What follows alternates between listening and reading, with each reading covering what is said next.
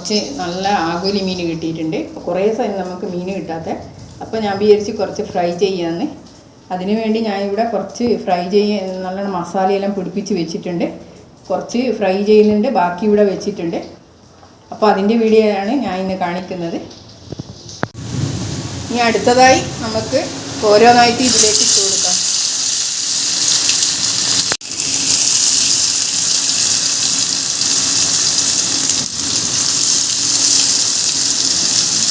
ഇങ്ങനെയെല്ലാം ഇതിലേക്ക് ഇട്ട് കൊടുത്തിട്ടുണ്ട്. ഇനി കുറച്ച് കഴിഞ്ഞിട്ട് നമുക്ക് മറിച്ചിട്ട് കൊടുക്കണം.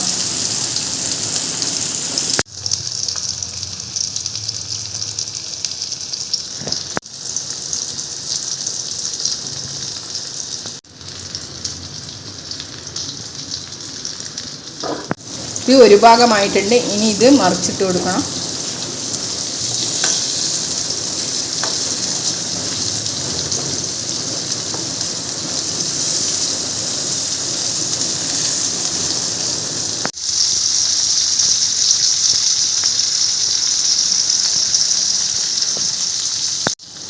ഇത് ഞാൻ മറിച്ചിട്ടിട്ടുണ്ട് ഒരു ഭാഗം. ഇനി അടുത്ത ഭാഗം ആകാനുണ്ട്.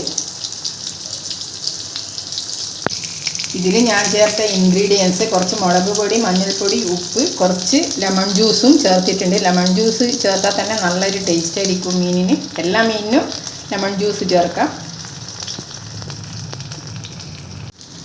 അങ്ങനെ ഇതിവിടെ നന്നായി ഫ്രൈ ആയി വന്നിട്ടുണ്ട്. ഇനി ഇത് നമുക്ക് പ്ലേറ്റിലേക്ക് മാറ്റാം. നമുക്കിത് ഓരോന്നായിട്ട് പ്ലേറ്റിലേക്ക് മാറ്റാം.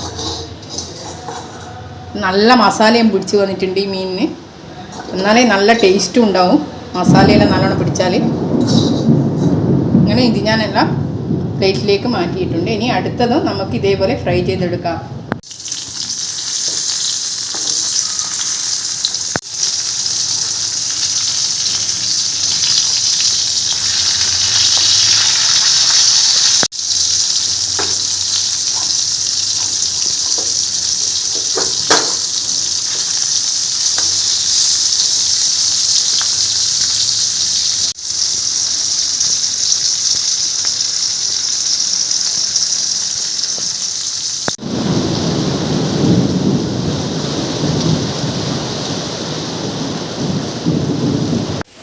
അങ്ങനെ എല്ലാ മീനും ഇവിടെ ഫ്രൈ ചെയ്ത് വെച്ചിട്ടുണ്ട്. ഇത് ഫ്രൈ ചെയ്ത് വെക്കുന്ന സമയത്ത് തന്നെ ഭയങ്കര മഴയാണ് ഇവിടെ.